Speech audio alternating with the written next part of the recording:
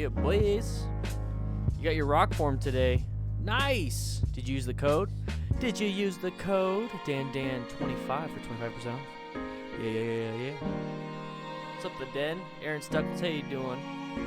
Hey, Dan, tomorrow's Thursday. Yeah. So tomorrow I'll do the live edit for everybody. And then June 1st, it's an edit just for patrons, $10 and up. It's one of the perks. So May, I'm doing that. Nice, man. Why isn't YouTube chat refreshing? Let's see. Let's take a look at it. It's so weird. What's up, Ramiro? How you doing? What's up, Baxter? There's something wrong with the chat. See how it's not updating? Interesting. Let's refresh that again. There we go. That looks like it's starting to. I see a sub. There we go. Sup, boys? It's working now. Meng Da, how you doing, boy? Valerie Carr. What is this? We're gonna be going over. Walterrific's crash that he had 2 years ago. I still think it's very interesting. I'm going to be going over what he, not necessarily what he did wrong, because the whole point of the video is him interacting with law enforcement and EMS. And that is what I want to kind of explain to some people, because a lot of people got entertainment out of it. But I want to talk a little bit more along the lines of what EMS were doing, why they were doing it. And the one thing I like about these crash videos is that they show some when they do show the after parts. I really like that, because that's what I'm used to seeing. So now we'll go ahead and we'll do some of that stuff. Yeah, bye. 362 patrons, guys. We just got a brand new $5 patron, brand new DDFM crew member. I'm looking at some patches, okay? So I'm looking at some patches. I'm getting a quote from Murai company, the people that did my keychains and challenge coins, about getting a 3 or 4 inch PVC patch. So it's like the rubber stuff, like my keychains. And think about doing a pre-order. I think I have to get like 50 to 100 of them, and might do a pre-order. So we'll see. But it'd be kind of cool. I'm definitely going to keep probably 25% of those. So like 25 out of the 100 I'll probably keep for myself and then give out to people's. But the rest I'm going to have to do a pre-order on that. That's a little bit, that's a huge upfront cost. But I'll make it worth your while, guys. Make it worth your while. Let's go ahead and mute the site.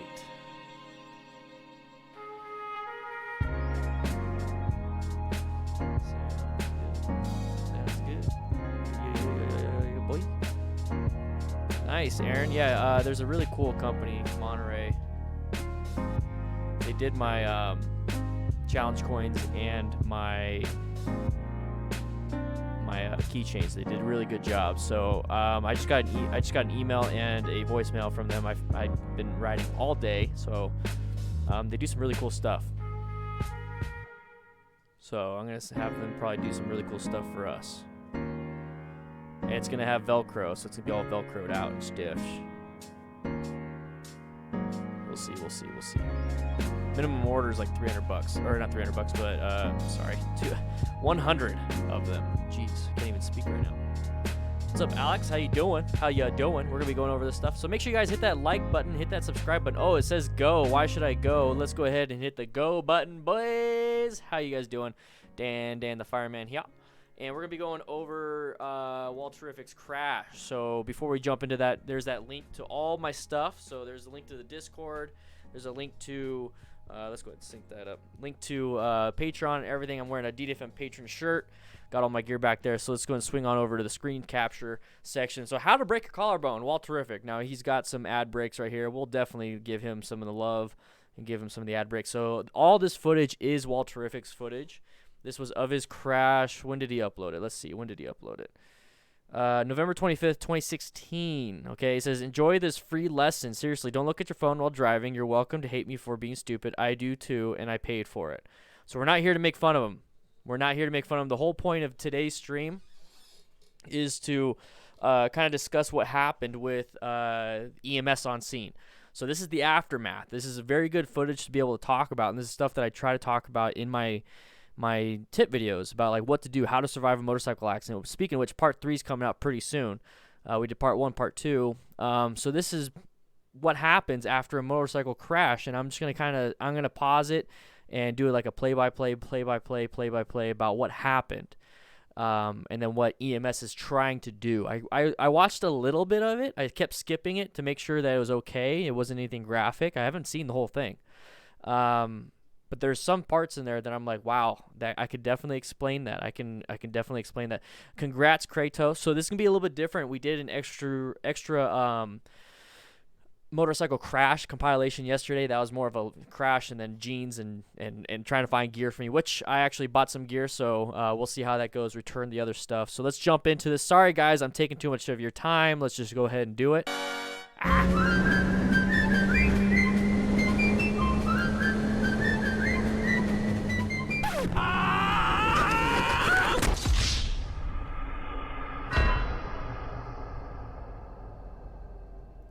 You know, in fact, I can actually make it. I think I can make it 4K. Let's do 4K. So he wanted to change the song.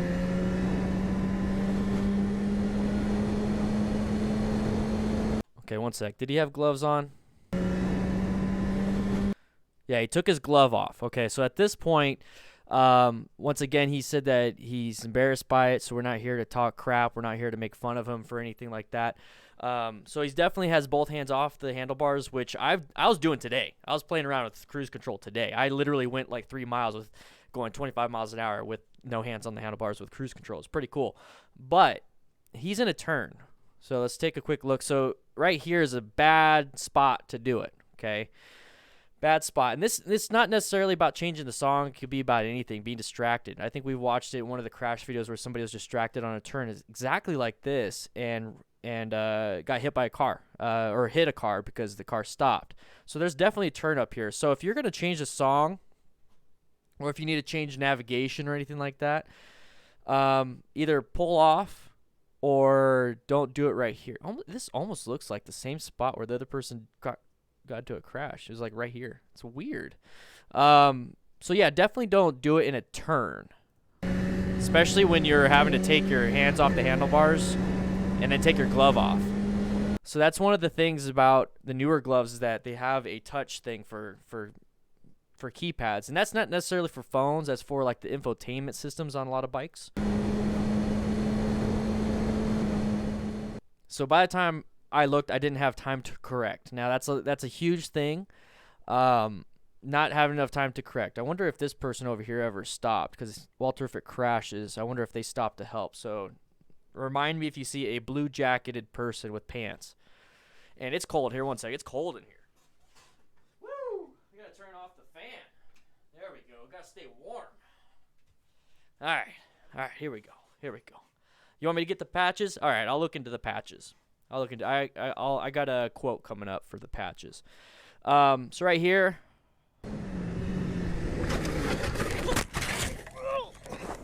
That's a crash.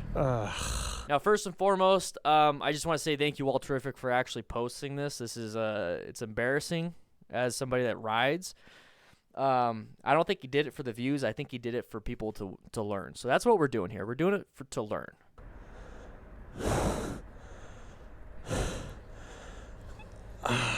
I like the slim. I like the Cardo slim. Oh, that's what happened. I was using the phone. Idiot. So right there, he's trying to figure out, how the heck did I crash? What happened? And it's starting to come back to him. So what he's doing is that his brain is cycling through. So he probably had a minor concussion. I don't know exactly the extent of his injuries. I don't know if he says it in. I don't think he says it in here. No, I don't think so. And I didn't see any follow-up videos, so I possibly like just a minor concussion. He wears a lot of gear, so this really helped him out. Ironically, I said, what if something bad happens on the way today? And I was like, nah. Pardon me. So one of the things is that when you break a bone, whether it's a collarbone, your humerus, which is your bone right here, any type of bone like a femur and all that stuff, is that you lose stability in your body. So him trying to get up, you're using your sternocleidomastoid muscles, which is, let me move the beard. It's this muscle right here. Okay, so that's connected to your collarbone, which is your clavicle. So it's connected to that. So when he tries to lift up, he probably feels it pulling on the broken clavicle, and it's causing him pain, which he's going to just lay back down. I think that's what he did right there. I'm assuming. A lot of this stuff is assuming.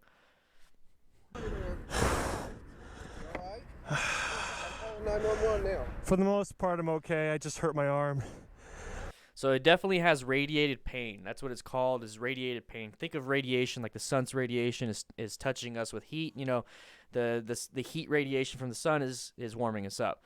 So what's happening is he has probably I don't know exactly where it's broken, but when he's saying he has arm pain, he possibly could have arm pain, but I'm sure the radiated pain is starting to travel down. So he's starting to get the nerves and the pain and everything. There we go. Let's see. Sure you are? Huh? So this is good that there's somebody there calling 911. If you can't call 911 and somebody's around you, and if they're not doing what this guy's doing, you just say, hey, call 911, please. Call 911. Have the people show up to the scene. And I talk about this in my motorcycle crash videos. And if like your buddy crashes or you crash, have somebody call 911. Just get people there. That's the main thing. I hurt my arm. Were you walking over there? Oh, you were driving. My arm.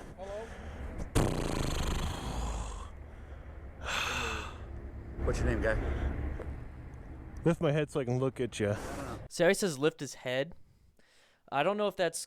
I mean, I don't think he has a cervical spine injury. Cervical spine injury is the first 7 vertebrae in your neck. At the base, starting at the base of the skull. I think the reason why, like I said earlier, is that his sternocleidomastoid muscle that's connected to your SC joint, your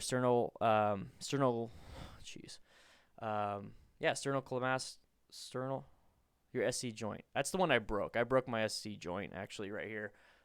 Oh yeah, still get some pops. Anyways, there's your AC joint, your SC joint. It's probably messed up. Since it's broke, there's no stability, so he can't lift his own head up. I think it's literally the fact that he can't. Not that he doesn't want to, not any of that stuff. He literally can't. Sternoclavicular joint. There you go. So that person never stopped. I haven't seen a blue shirt yet. There's no blue shirt here. The person that probably witnessed the crash never stopped. Okay. What's your name, man? Shannon. How you doing? I'm Walter. So stupid.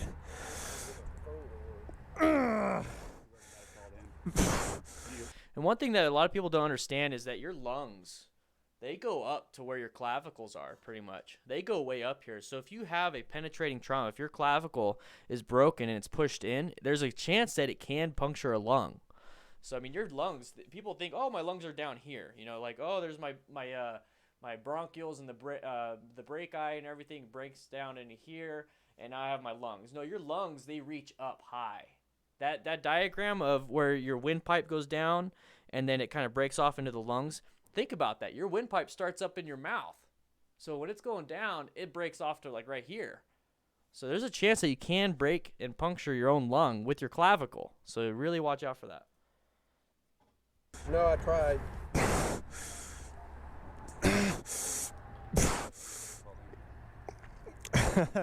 He could be having trouble breathing because of that. I'm not too sure, though. If you can go to my apartment and get some Advil, that'd be awesome. Having a sense of humor does help. So that's good. That's good. Give you something better than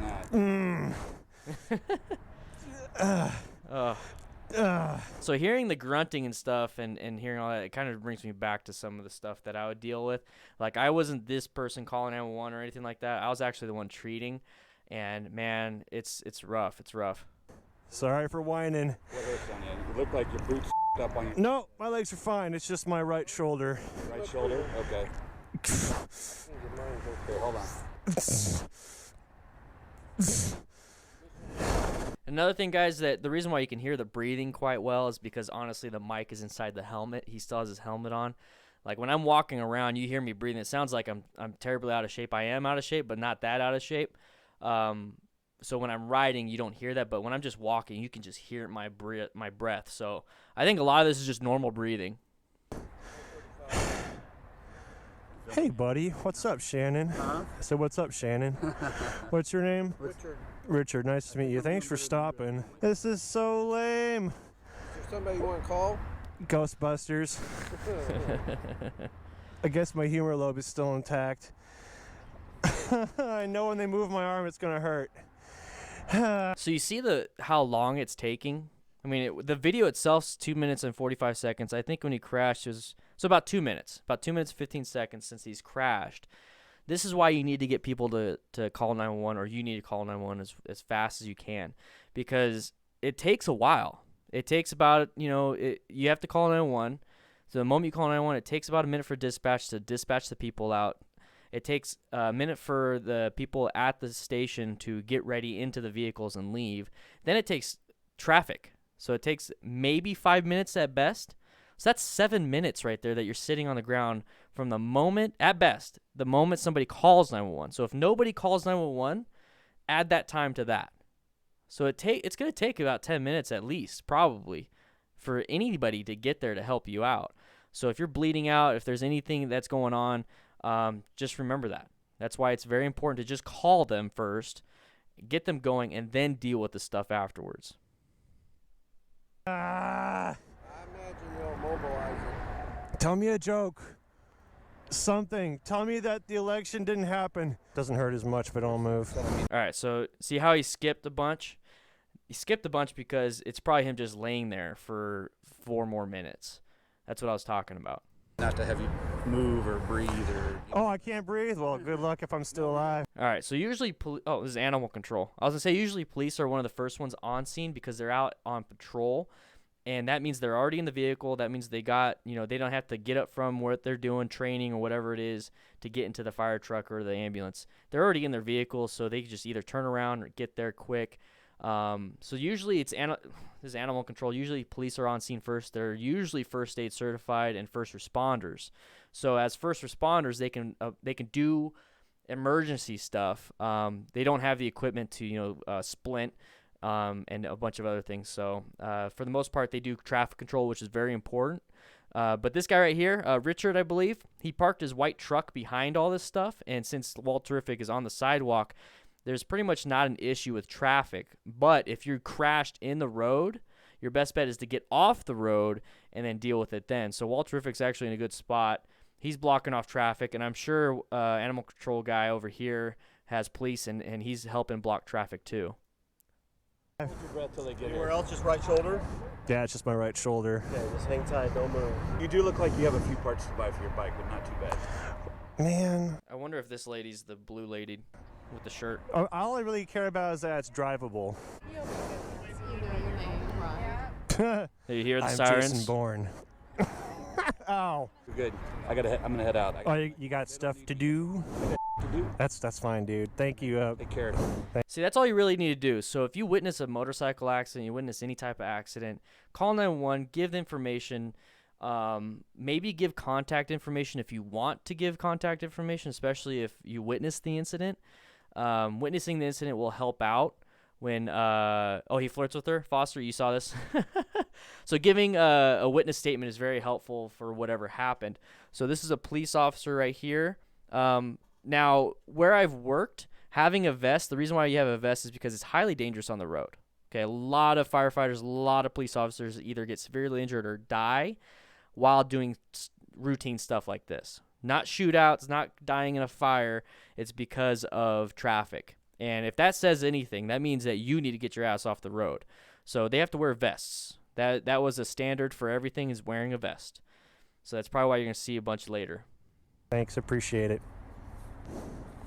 Do you feel your extremities? So, okay, I'm sorry. Yeah, sir, I'll shut up. Well, fire department's here, so I'm gonna let them look at you. All right. So he probably asked a bunch of personal information. Not too much because they don't want to ask you know, a bunch of this, and then police or then fire has to ask a bunch of this, and we have to ask a bunch of this, and it just starts messing up. So when he asks, "Can you feel your extremities?" He's probably trying to relay information to people coming up. So dispatch, they keep updating their notes. So like while we're on the way, all we hear is motorcycle accident, single vehicle, single patient. And then police will get on scene. They'll ask these certain questions, and they'll kind of get an idea. They'll tell dispatch, patient can feel extremities. Patient is a 27-year-old male. Patient is on the side of the road. No traffic or whatever. So they'll input it in their notes, and then the captain or whoever's in charge on the fire truck will read those updated notes, and we'll get an idea of what we're getting into. So that way we're not being surprised, but you still get surprised a lot. So that's why he's asking these questions. He's not necessarily doing anything medical, but he's actually helping out a lot. So this is why I have a lot of respect for police officers. They help us. They helped so much. It was insane how much they've saved my life many times with traffic, with this kind of stuff right here. Cool. Do you have your driver's license and stuff inside your motorcycle? It's in my left pocket. Okay, I'll let them worry about getting that out here in a little bit, all right? Thank you. Thank you. Yeah, so he's not really worried about that. He's going to get the information anyways. He doesn't want to mess with things. He's going to get it he's going to get it anyways. Hey, Dave. All right. What's going on? See, once again, EMS here. So I like how he has his glasses on, so he's good. He's got good eye protection because you can get blood in your eyes pretty easily. And then they got their vests on. He's got his gloves. So this guy was probably the one driving, so he doesn't have his gloves on yet. He's probably the medic, so he wasn't driving. EMTs usually drive, and he has his gloves on because he was putting it on the way there. Saw, dude. How you feeling?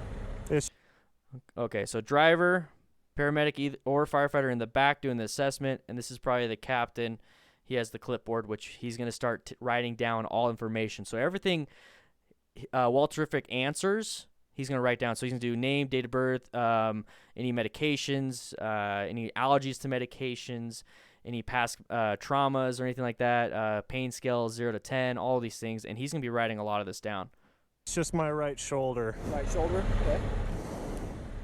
And they repeat a lot, okay? So the paramedics and EMTs will repeat a lot, mainly not to remind themselves, but it does help. It's so that just in case the captain or whoever's documenting actually hears it. So you'll actually hear them probably repeat it a little bit like louder than what Walterrific can do, and then he'll be able to write it down. Do you have any neck or back pain? I wouldn't know unless I tried moving my head. I haven't really tried. Hurt up here or Yeah. back of the neck? So what he's doing is palpating. So he's touching parts of the body. Usually what you want to do is not touch, like let's say you hurt right here on your finger. What we don't do is we don't go like, does that hurt? Because now it shoots pain everywhere. So then now you can't really tell. So what we usually would do is say, hey, where does it hurt? Can you point with one finger where it hurts? Okay, it hurts right here. Awesome. So now as a medic or an EMT, be like, does this hurt? They're starting to palpate, feeling for crepitus. Crepitus is any air bubbles or broken bones. So crepitus is like Rice Krispies. You ever had a Rice Krispie treat and you're kind of squishing it? You can feel how it squishes and makes a little noise. That's what broken bones feel like. So they'll do a quick assessment, rapid trauma assessment, and okay, everything seems to be good. You got pulses down here. You got pulses on the affected arm. Very good. So that's what they're doing. So this guy right here is probably checking the other side. This guy's checking this side. They're doing their full-on rapid trauma assessment here. It was the shoulder. You gotta feel along your neck to make sure. Yep. I don't think you gentlemen told me your names, but So feeling along the neck, feeling the back of the neck, you have what these things are called. I forgot what they're called exactly. It's been a year since I was a firefighter. A little step off. So you ever seen like a spine where there's a little notch on the end? You can actually break those off. So they're checking along the line of the back of the neck, seeing if there's any divots, any decap BTLS. If any of you guys here are medics or firefighters, anything like that, or EMTs, decap BTLS, deformities, contusions, abrasions, punctures, tenderness, lacerations, and swelling. You're checking for all that stuff. Hey, I did it for 10 years. Still remember that by the one. way, I'm Justin. Justin, I'm Jake. Man, I got so many names today.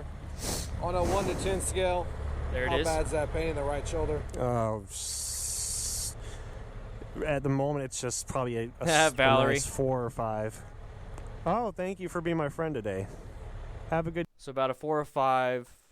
Okay. And the reason why we get a baseline right here while he's on the ground is that once you start moving him and once you start progressing, you ask about every 5 to 15 minutes, depending on the severity. And then you ask again, be like, so how's your pain scale? You said about a 4 or 5 earlier. What is it now? And they're like, it's a 7. Okay, okay. And then you maybe start coming up with some interventions with medications, morphine, whatever it is that they're allowed to use as medics, and hopefully bring it down. If it's not affecting any breathing or anything like that, try not to give it any medications in the field. Usually let the hospital do that stuff. So it's very important. It's also very important to know if you're allergic to shellfish or anything like that, allergic to morphine, allergic to any type of medications, because if you are, you might have to try something different. Good day. So about a 4 or 5. 5. Okay. But when we bump into it or move your arm at all, it jumps out there pretty hard. Yeah. Are you trying to get my helmet off? If you pull the red tab and either lanyard, they just come right apart. You don't have to. Okay, so the red tab here. Let me grab my helmet. All right. Let's switch this over real quick. So what he's talking about is this red tab. And I got my mic right here. Let me go ahead and take it off. There we go. So this red tab right here. So there's these red tabs. Now these are designed as a quick release system. Okay. Let me go ahead and move this over. So let's say he's laying on his back, right? He's laying on his back. You can get access to these red tabs, correct? So what you do, and this is what we're not trained. And here's the thing, EMTs and stuff, we're not trained on this stuff. As a motorcyclist, I knew about it. They probably didn't know about it, but I knew about it. So if you're ever in a collision, let them know. There's these red tabs you can pull, especially on newer helmets. So right here, it's the red tab. I'm gonna hold my helmet like it's on my head. Just pull it. I'll put these back in after the stream. So you put your finger through. Okay, so you put your finger through. Literally. Let me hold it a little bit better. Literally. Pull it, and the cheek pads fall out. So when the cheek pads fall out, you have full access to be able to just slide the helmet off. That way you're not cutting anything. That way you're not yanking on anything. So that's what he's talking about right there. Let's go ahead and put this back. You guys like my hanger? I put a tennis ball on it.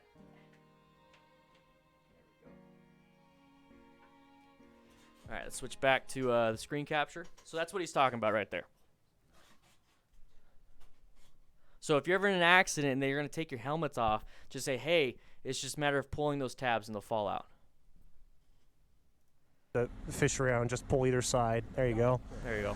All right. So once again, I haven't seen this video yet. I'm just kind of going off it. So, yeah, it's going to come off with some difficulty because of the earmuffs, but I need to lift my head for you to get it off. Okay. So, let's see how that goes. Yeah.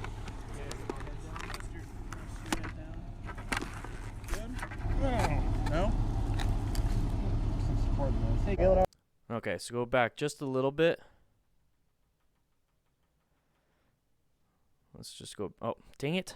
All right, so the engine probably blocked off the traffic. The motorcycle's probably ahead of this incident, so they're probably they're blocking off the motorcycle. And what they do is usually park at a wedge. So if somebody hits the vehicle, they'll bounce off the fire truck in the opposite direction of first responders. So I just want to pause real quick over here. No? So it's really nice of this guy to let. I'm sure Walterrific said, "Hey, could you point it in the direction so we can film this?"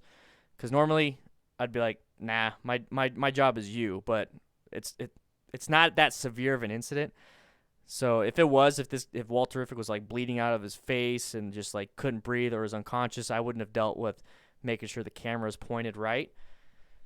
But it's not that big of a deal. Broken collarbone, that's what it sounds like. So let's see. So right here, this is called holding manual C-spine, holding manual cervical spine. What happens is that when you have your head back, your head your cervical spine, your neck is kind of at an angle. So if there is any type of injury to your neck, your cervical spine, it needs to be level. So you need to level out your spine. So what he's doing, he's actually holding it in position until they get him on a backboard or get him, if they believe that there's a cervical spine or any type of spinal issue, they'll get him on a long backboard. It's that long board that you see all the time. And then they'll put his head in a head immobilizer, and he'll be in a cervical collar. But we'll see what happens there. So they do this in between that. Feeling all right? So he's getting information. This looks like he's written a lot, so it's probably a witness statement. So he's probably getting some witness statements so that the other people can just leave. Because you don't want to have a bunch of people on scene. So he probably talked to Richard, he talked to some other people, and got their statements, got their information if they wanted to give it. You don't have to if you don't want to. And then he's talking to Walterrific. I was told not to move, but yeah, I'm worried about sitting up because of my shoulder. Okay. So if you notice, the helmet is not even on him anymore. But then how did they get this angle? So the medics are being pretty cool. His face is right here. Walterrific's face is right here, so they're talking. I was told not to move, but yeah, I'm worried about sitting up because of my shoulder. Okay. All right, so what happens here is that some departments, they don't dispatch EMS right away. So these are all firefighters, EMTs, and paramedics. Maybe not paramedic, but it looks like they're doing a pretty good job. They have a full EMS bag here, but this is a separate unit. This is a separate ambulance, probably from a different company like Rural Metro or AMR or something like that here in the United States.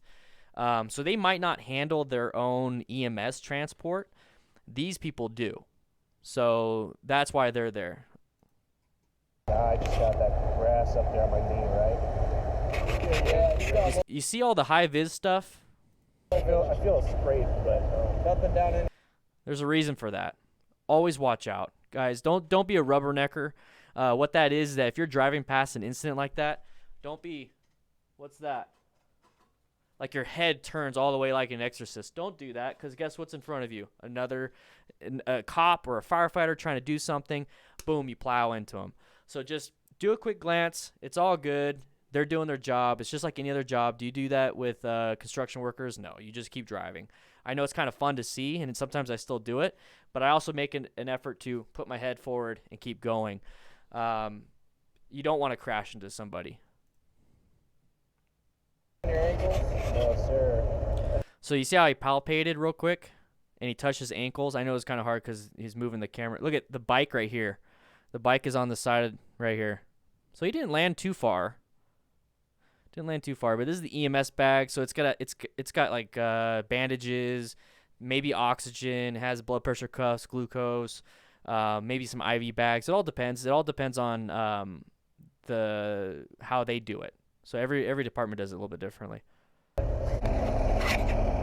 hospital would you like to go to? Do you take any blood thinners? Okay, so I think I heard it real quick. What Hospital would you like to go to? What kind of hospital would you like to go to? So he's in an area that has multiple hospitals. There's trauma centers, there's heart centers, there's general purpose hospitals. There's hospitals that will take certain insurances, and some hospitals won't take your insurance. So it's always good to know what hospital takes your insurance. So whenever you sign up for an insurance, make sure you figure out which hospitals take what. If it's a severe enough incident where where Walterrific's unconscious, he's dying, it's just, there's no choice. The paramedic will make that choice for you. Let's say it's a massive trauma, so he's probably going to be taken to a trauma center. Let's say he had a heart attack. He's going to be taken to the heart center. Say he had a stroke, so he's going to be taken to a stroke center. Let's say he just something random happened. He's going to be taken to the very first, like the nearest center, so they can stabilize him and then ship him out to a heart center, then ship him out to a trauma center, all these different things. So it's all very important to know what your insurance can handle. So that's good. That's good.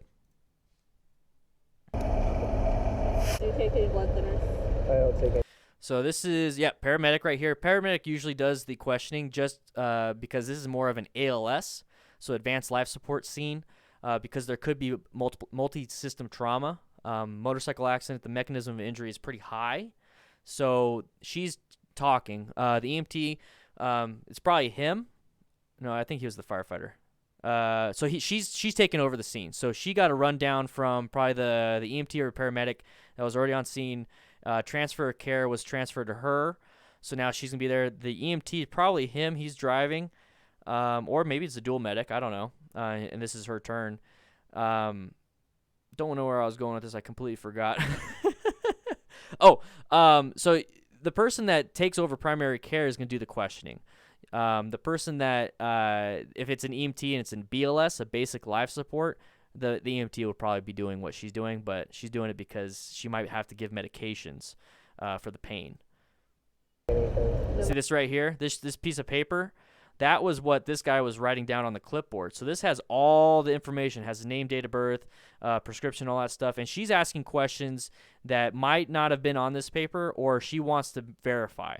So right now she got a transfer of care to her from city of Leawood, Kansas.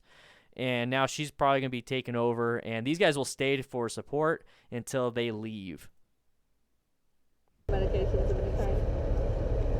No. One second, let's go back a little bit.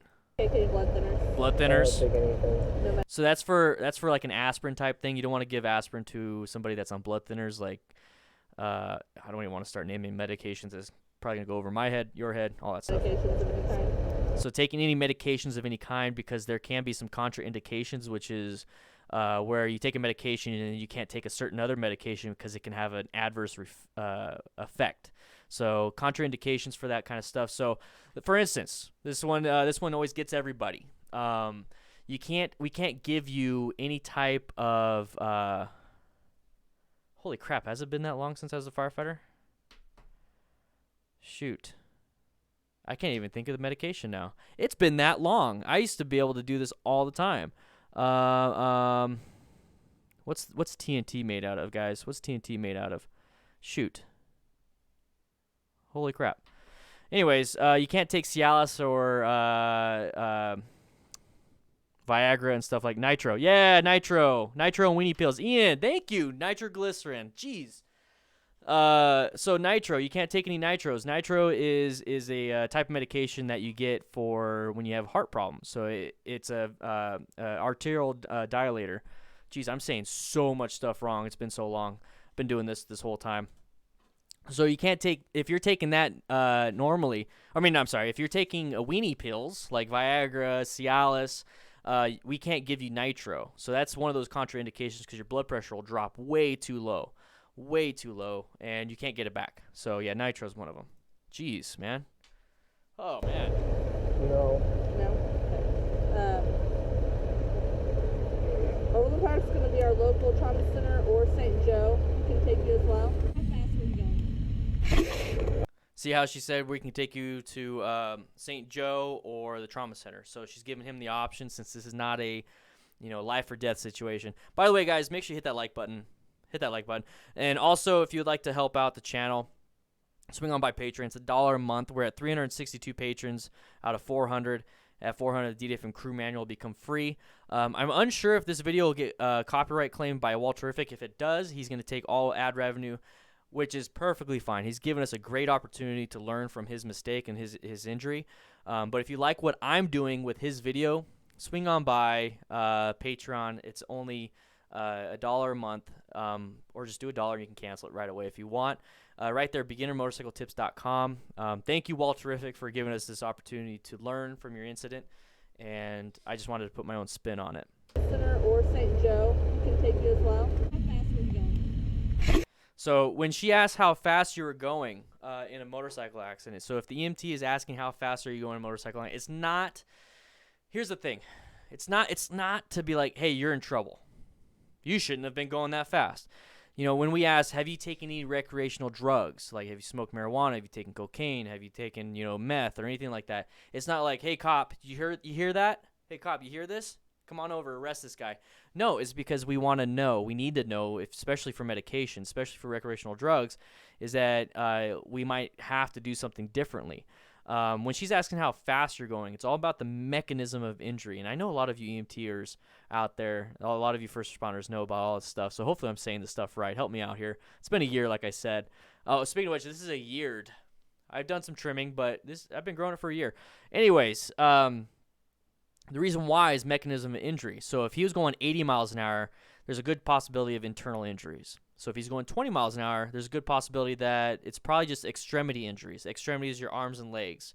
And it also helps her out with, okay, maybe it's not as bad. It can be as bad. Always go with the worst case scenario. But I mean, if you're going 50 and a 25, and she's like, "Hey, how fast were you going?" Alexa, stop.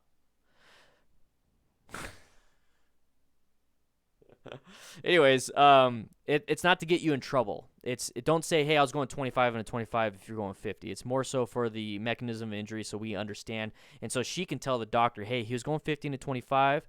You know, she won't even say that. She'll be like, "He was going 50 miles an hour on a motorcycle and he crashed." That way, the doctor knows. We don't care about that kind of stuff. We care about taking care of you. I think all of us understand that.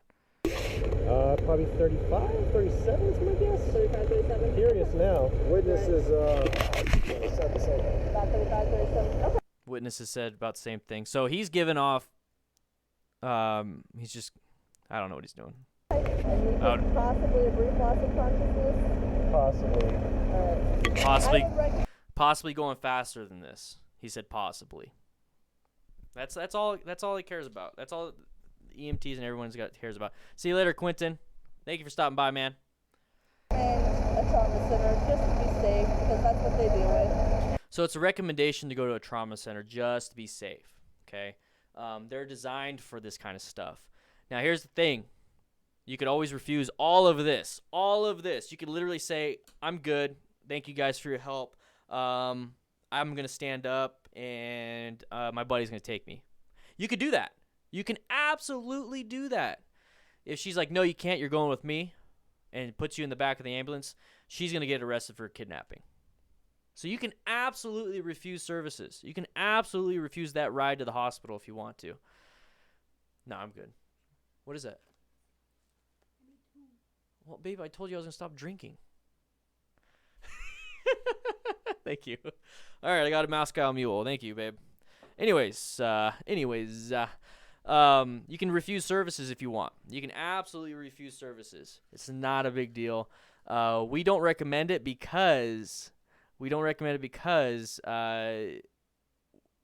concerned about you. Like, what happens on the way to the hospital if you go in your buddy's car? Like, we don't know. We don't have X-ray vision. We don't have, the MRI on scene. So that's why we want to monitor you all the way to the hospital and make sure that everything goes fine. Yeah, Nikki just popped in. Yeah. We can help sit you up and see how you feel. I will need help if I move anywhere. Yeah. So I'm pretty sure he's like, "No, I don't want to go." And she's like, "I'll sit you up and see how you feel." This is another way of us as EMS providers being like, "Okay, we really want you to go. It's obvious you're in pain. It's obvious that something's broken. But let's go ahead. If you want to say no, that's fine. Let's sit you up and see how you feel, because I'm not just going to leave you on the ground." So we'll see what happens here. What's up, Mag? No, we'll help sit you up. I mean, I would recommend going with me. See, I would recommend going with me. You're always going to do that. I recommend going with me. It's not like, "Hey, you're going with me." No. You have that right. You have that right to not have to deal with it. Walterrific is probably trying to figure out, this happens. Everyone does it. Everyone's like, "I don't want to go. I don't want to go." Nobody wants to go to the hospital. We understand that. We strongly, yeah, exactly. I can't make you, but I strongly recommend it. I've used that phrase so many times. With you, sure. Well, With you, sure. I thought I had to go alone. That sucks. Sorry about it. All right, let's see how you feel, and then we can talk about it a little bit more. Yes, sir. So he's asking if that shoulder is the one that hurts so that he'll be able to support it while he's getting up. Favor, name again? Crystal, if you can hold this thing when we send you up. Sure. Thanks. His arm's gonna have to go like this, okay? So he's going to put it in a sling. Now you're gonna hold on, okay? With your other arm, okay? Hold on this arm. Oh, he's not going to put it in a sling yet. He's going to have him support his own arm, because if he's going to go by himself, he's got to have to support himself. You can use this arm to hold that. Reach over, There. grab your wrist. So listening to music's not a bad idea. It's not bad. It's what's distracting you from the road is what's a bad idea. And he even talks about being distracted by changing his music. That's what's bad. Listening to music, as long as you're still focused and alert to everything, you should be fine.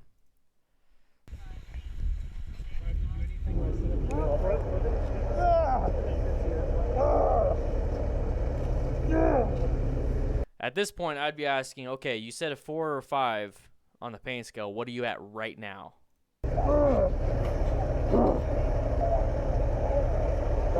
That right there is a face of pain. That is on the grimace scale. It's like grimacing, like. If I ever see that, it's like, dude, you're in pain. Let's just go. Come on, let's just take you. If it's too bad, we'll give you some medications. If you can handle it, great. It's better not to take any medications. But man, if you're in this much pain, you should not go on your own. You should not have somebody take you. I mean, just come with us. Just come with us.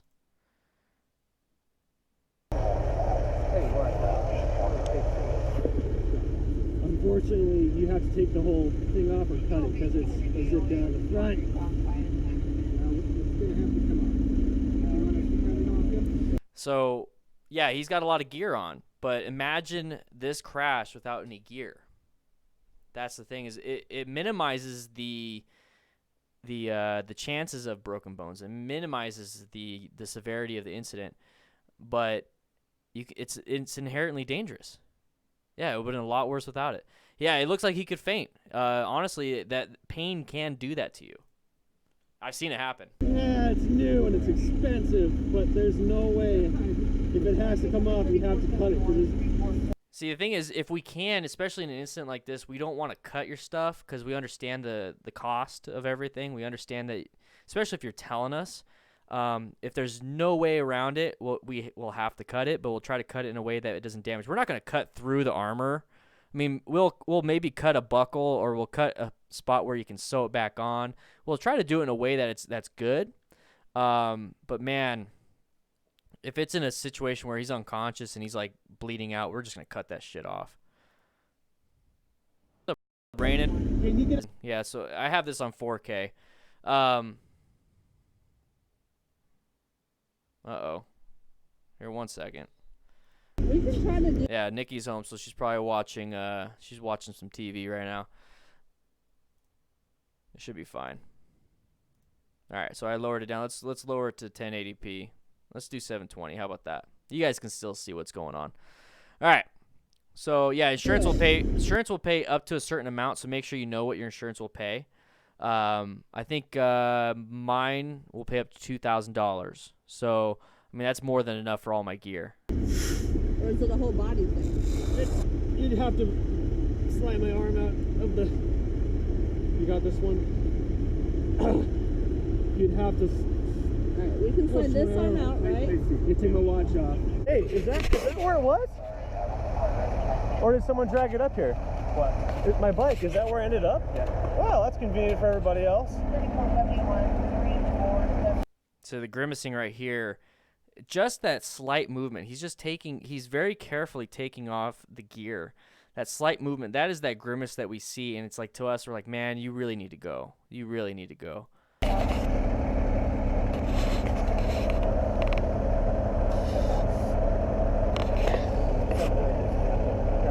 At some point, you have to stop whining. So it's his own gear. He's got his own shirt. I'd be like, cut the jacket off. Try not to cut the armor off. So what this guy's doing, this is the reason why he's over his back, is that he's actually supporting Walterrific. I've done some crazy stuff with my body to basically do the work of like 3 people. So he's supporting Walterrific with his leg. He's reaching over to cut. This guy right here is supporting the arm. He's actually supporting underneath the elbow, so he's keeping the arms. If he's not pushing up, so he's not pushing up like this, because if you do that, I mean, you're just crunching it this way. He's also not letting it drop down because there's no support anymore. There's no structural stability, so he's not letting it do that. So he's kind of bringing it into a spot where Walterrific is just like, okay, that feels okay. It still sucks, but it feels okay. And that right there, that it's broken at that point. The Indian FTR is doing great, man. I think I just posted on Discord that yeah, look at this on Discord. I just posted this. I just went out riding 108 gigabytes worth of footage that I got to edit. So I'll be doing some editing for veteran crews and everybody tomorrow. So patrons, $1 or more. So $1 is all it is right now. For the month of May, I'm doing live edits for stuff. So tomorrow, I'll be doing that for everybody. I'll be doing a live edit, a lot of that stuff. I got drone footage, 360 footage, and I'm riding the new FTR 1200S, boys. And I'll be doing that for everybody. But in June 1st is when it goes back to $10 or more. I just wanted everybody to take a look at it. So once again, click that link, Discord, Patreon, ebook, everything that you need. Right there, you get my T-shirts, all that stuff. You get this one is actually just for patrons, but make sure you hit that like button, click that link. Just click the link and see what you like. See what you like. At least join the Discord. Discord's free. It's absolutely free. Absolutely free. All right, let's go ahead and watch this. So this is actually a relatively new system right here. These buttons right here, I'm just pointing this out for fun. There's a battery pack right here. These are buttons, and it automatically lifts it up and lowers down the gurney. So what he's doing is he's cutting along the arm. So there's support right here. So she's not just holding his hand to hold his hand. She's actually holding his hand so that he can grip something and hold himself. This guy over here is actually lifting underneath the forearm and the elbow, and then he's probably with his left hand applying a little bit of pressure to the tricep while this guy's doing all the work. So they're basically stabilizing that arm and preventing it from moving.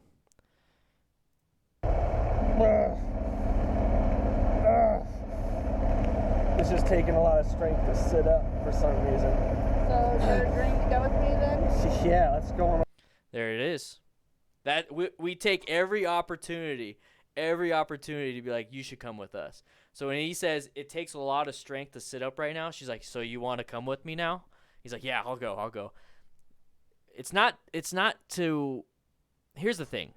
As EMS providers, this is probably a private company, so they're gonna charge his insurance, $1,000 or whatever, whatever it costs to get to do all that stuff. The company's making the money; they're not making the money. They don't see the money; they just get paid their wage.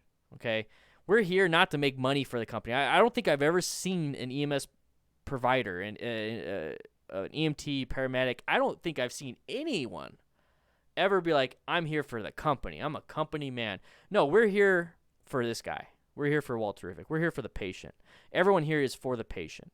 So when they say, hey, please come with us, we really want you to go, it's because we genuinely care. You'll never see that from any type of customer service. And if you do see it in any other type of customer service, like a waiter or, a person that works at like a clothing store or any other customer service, like on the phone, and they actually like genuinely care, that's rare. But I've never seen somebody that in the field of EMS and fire to be like, yeah, we're here for the company. We just want to take your money. No, every single one of them cares. Everyone cares. On a road trip. All right. We're going to need to get these sweatshirts off, too. We'll wait till we get you in the ambulance, okay? All right, so next thing we're going to do, I'm going to help with your arm. Just because we're going to help, I want you to take her hand. Take my hand. See, with the tricep, bicep holding support here, he's keeping that clavicle in line, anatomically in line.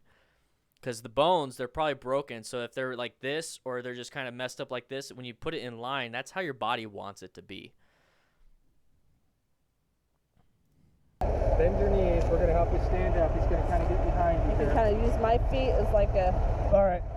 Here's the one thing that I haven't seen yet was anybody take vitals. I did see the stethoscope out, so maybe he took vitals, but he's had all this gear on, so maybe they've gotten a pulse, but I don't think anybody's gotten a blood pressure. I don't think anybody's got any of that stuff.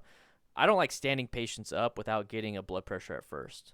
To me, it's like when you stand up, you're literally going against gravity, and your blood pressure can drop and he can pass out. So whenever I stand somebody up, I always make sure that there's people around to catch, just in case.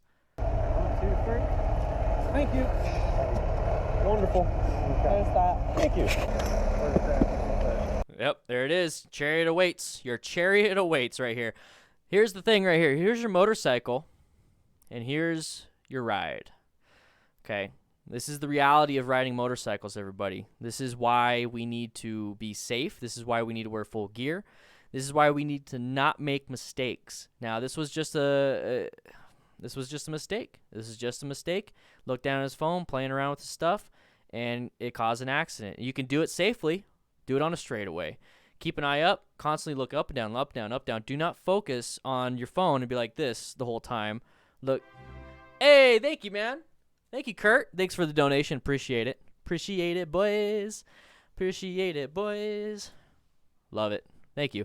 But motorcycling is inherently dangerous. This is what happens. This is what happens. This is why you need to have good insurance, because just in case it does happen, you help your bike out. You need health insurance for you. And then to minimize the level of trauma and the recovery, make sure you wear full gear. No, I gotta take care of you. I know you have a different job. We'll get that cut off once we get it. My whip or not? They should be 4-pointing it because they have to go over the grass. Is my bike okay?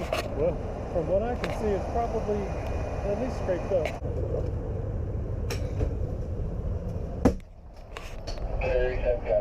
This always looks so much less painful in the movies. How much is that going to cost me? No more or less. What happened was... All right, so now they're getting vitals here. So before you do any medications, you have to get vitals. So she definitely doesn't want to give him any type of morphine or any type of pain meds if his vitals are super low, like his blood pressure's dropped, his heart rate's in the tank. If you do that, it's just going to make it worse. So she's getting vitals. So right here, this is hooked up to an automated machine. It's probably a heart rate monitor behind the gurney. And she's tying off a tourniquet. Hey, Nicholas Dubois type of video. I want to thank you. Does full coverage insurance cover medical bills in an accident like this? Full coverage, which is technically comprehensive and collision, that just covers the bike. You might have to get a supplemental. You can definitely, I think Progressive offers it. Maybe Geico and a few others. I don't know. But you can get supplemental medical insurance, which is like an extra on top of what your medical might cover or doesn't cover. So you definitely want to get. Hey, thank you, Ed Johnson. But thank you so much. So you might want to check with your insurance company to see if they have a supplemental medical coverage, because in a motorcycle accident, they might cover all of this. And let's say if you trip and fall at home, or you slam a nail through your hand, your motorcycle insurance won't cover that because it didn't happen on the motorcycle. That's where your health insurance kicks in. So it's really good to look into that stuff. I'm not too sure. Definitely you have to look into your insurance. Always tell the truth. I was taking this turn here. I was trying to change the song on my phone, so I was looking down, pushing the button, and it wouldn't change. And I was like, stupid. And then crash. No curve. And I was like, yeah. Okay. So it's my fault. Oh yeah, that's not a problem for me. It's the pride that sucks. All right. Oh no. So this is a pulse oximetry. This is going to get his pulse, and it's also going to tell you what is connected to your hemoglobin. You see how I said that? It doesn't tell you how much oxygen you have. It's usually like 98%, 99%. You know, if it drops pretty low, it's pretty bad. But it detects whatever's connected to your hemoglobin. So if you have carbon monoxide poisoning, it'll detect that you have 99% pulse oximetry oxygen concentration, because it's something that's called carboxyhemoglobin. And basically the carbon from the carbon monoxide will connect and displace any oxygen inside your blood cells. So that's why there's a separate one for CO2. This is for O2, but there's no issues with, that was a little tidbit, there's no issues with carbon monoxide poisoning here. Oh, drugs. So how long? So he just got an IV in his left AC. So his left arm right here. Right there. He got a nice little IV. She's probably a good medic, so I would say, what are you guys thinking, 18 or 20? 18 or 20 gauge? I don't think he needs fluid, so there's definitely no reason to give him a 14 or 16. The lower numbers you go, the bigger the diameter of the needle. I don't think she'll do a 22. That's just ridiculous. So probably an 18. I'd say an 18. Yeah, I'd say an 18. Until the drugs kick in, and what happens? Okay, so they skipped a little bit. So right here, I just noticed, this is a triangular bandage. He did a sling and swath. So it's just like the little sling that you have here. So it's wrapped up, so it's helping support. It's going across his neck, and then you can actually support it by going all the way around the body. And now it's being held right here. This is one of those things that you have to be trained on to kind of understand how to do it. But it's something that I'm going to add to my medical kit. My med kit is right here. So I got my med kit right here. I got a few things. I got a tourniquet, some bandages. I got 2 tourniquets, some bandages. I got some scissors. I got a few other things. I'm going to be doing a video on what you should have in here. I'm actually going to add more and take some stuff out of this. But I'm going to make a video on this just for not first responders. First responders is an actual cert, but for people just to have basic knowledge. Oh, shit. They did a 14? Do you want the drugs? You said your pain's at like a 5. Sure, let's take drugs. So his pain was a 5. She was asking again. It's not necessarily to say, hey, well, you only get drugs if you say you have a 9. That's not the case. She's asking about that because once she gives the medications, which is usually morphine, she's going to ask again in about 5 minutes, okay, now what's your pain scale at now? And he'll be like, it's a 2, it's a 3. And she'll be like, great, awesome. Can you handle that until we get to the hospital? Yeah, fine. So it just makes you comfortable. It's not going to take away your pain. See a little gash right here in his pants? I don't know if that was caused before or after the accident. I just noticed that. So what could be wrong? What are the options? Broken, dislocated. You got your collarbone, your shoulder, all that fun stuff up in there. Let's go over it again. So sling and swath. Well, this is actually just a sling. The swath is what goes across the body.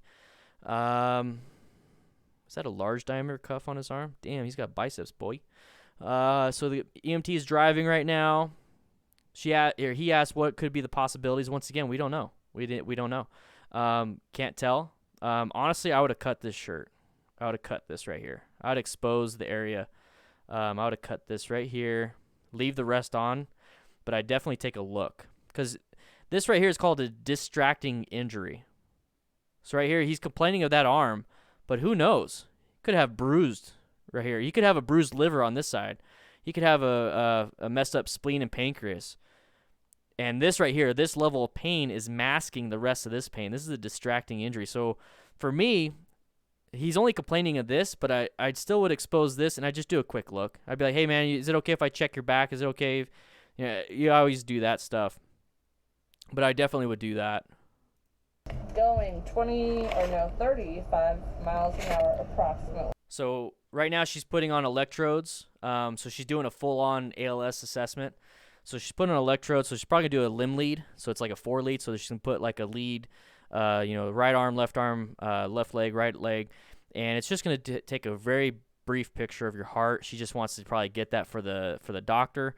And she's asking questions about the miles per hour because she's going to have to call into the hospital. She's going to do a dispatch to the hospital and say, we got a 27-year-old male motorcycle accident victim or a motorcycle accident patient going approximately 30 miles per hour, complaining of right arm pain.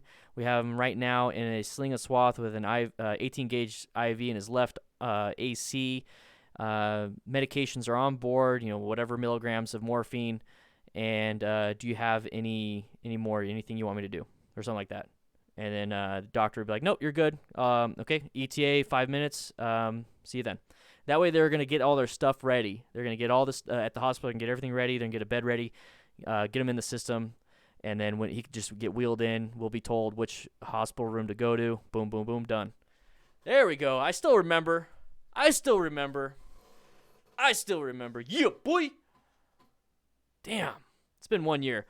Jess, it's been 1 year. I was an EMT for over 10 years, EMT firefighter for over 10 years, and I took my job seriously just like I take this one. Cheers to me. Thank you guys for all the super chats. I appreciate it. Thank you, Ed Johnson, for the most recent one. It says it right there.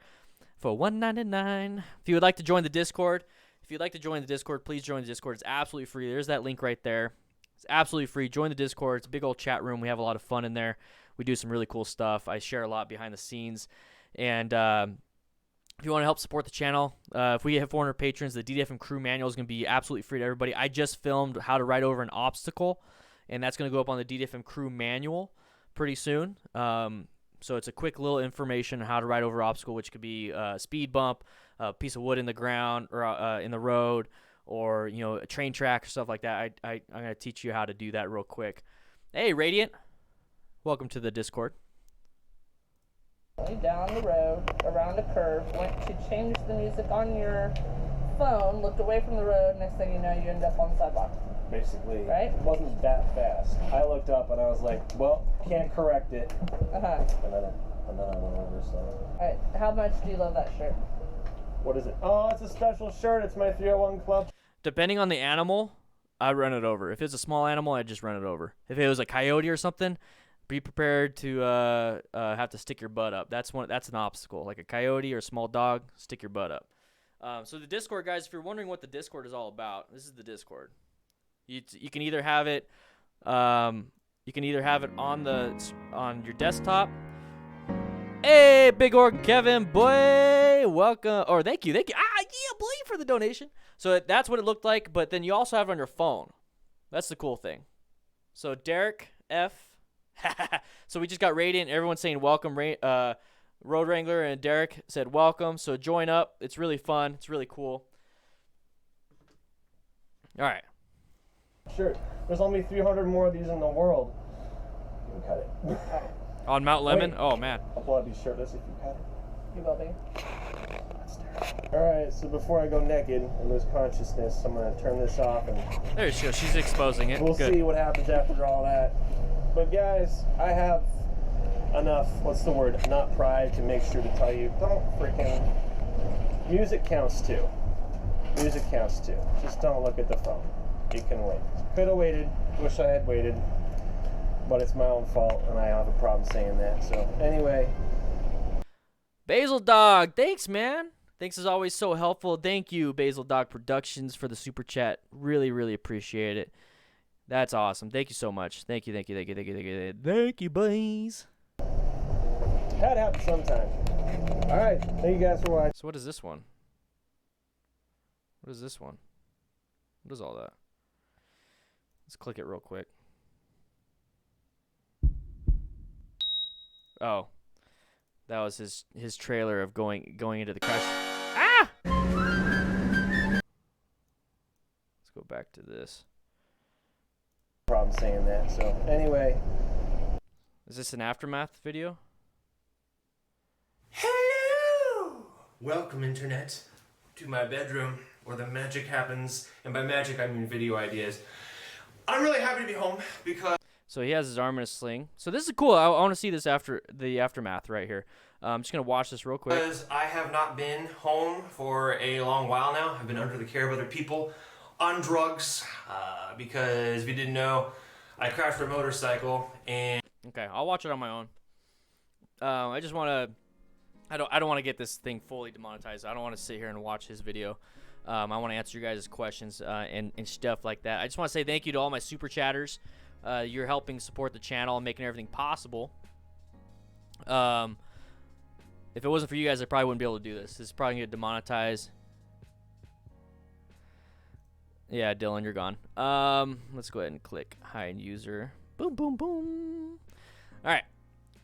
So, that's what happened with Walter. I can't believe we spent over an hour talking about his accident. It's really cool that we're able to use his video. I don't know if this video is going to be taken off or copyright claimed or whatever, but while it's still streaming, I hope you guys got something out of it.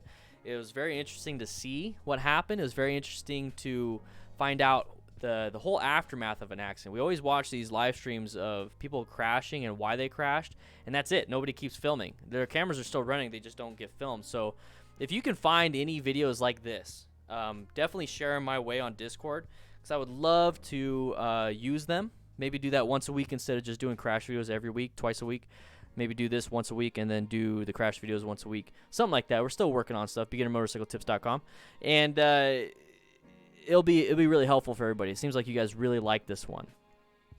So my biggest question is, why don't EMTs know about the safety tabs and helmets? We don't know everything about everything.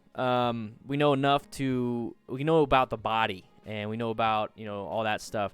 There's a lot of safety equipment that we just can't keep up on unless you're part of it. I mean, a lot of EMTs don't know about gun handling. I mean, you know that it goes, if you pull the trigger, it's going to go off. But some people don't know how to completely safely disarm a handgun. So pull the slide back. You drop the mag, pull the slide back, make sure it's cleared, all that stuff. A lot of people don't know that unless you're part of that culture. So as a motorcyclist, I always knew that as a part of the culture, so I was able to handle that. So That is why I was able to know about that. Do psychedelics affect what medication you can be given? They can. The main ones are narcotics. So if you take any type of narcotics, you really don't want to mess around with that. Ketamine is what is it called? There's a specific word for it. It's basically like an out-of-body experience type thing. So it can affect you. We definitely wouldn't give ketamine for that. Yeah, not all helmets have red tabs. So you got to watch out for that. But we've been streaming for 1 hour. I just want to say thank you guys. Thank you guys for being a part of the show. If you have any more questions, please swing on by the Discord. This is absolutely free. This is absolutely live, so everyone say hi. Everyone say hi to the stream. Disassociative. There you go. There, disassociative. That's the word. Yeah, so... ketamine can affect you, especially if you're taking other type of medications that are psychedelics or anything like that. Let's say you take psilocybin or something like that. That could have an effect. I don't know if it's that much of an effect. Not too sure. Yeah, I got a ton of tabs.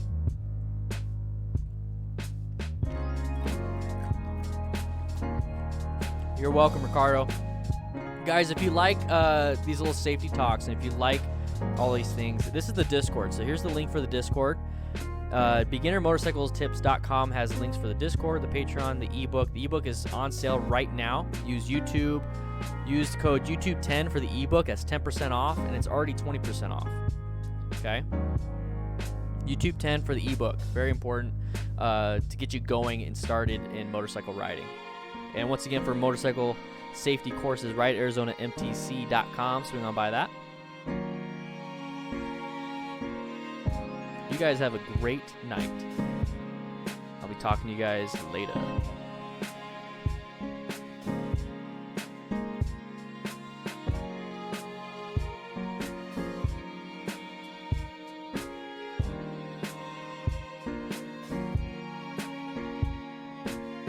Derek, congrats, man. That's awesome. Sweet 16 for a boy. Kurt Kingsbury FCO9 just joined. Stay a while and listen. Yeah, boy. Thank you guys for all the super chats. I really do appreciate it. Really do appreciate it. Thank you, Basil Dog. Thank you, Bighorn Kevin, Ed Johnson, Nicholas DuBois, Kurt Kingsbury. Thank you so much for the super chats. If you guys would like to support even more, if anybody wants to support, make sure you swing on by patreon.com/DanDanTheFireman. Or if you want to get a rock form thing, 25% off with the code DanDan25. Yeah, do not ride on ketamine. That's a dumb idea.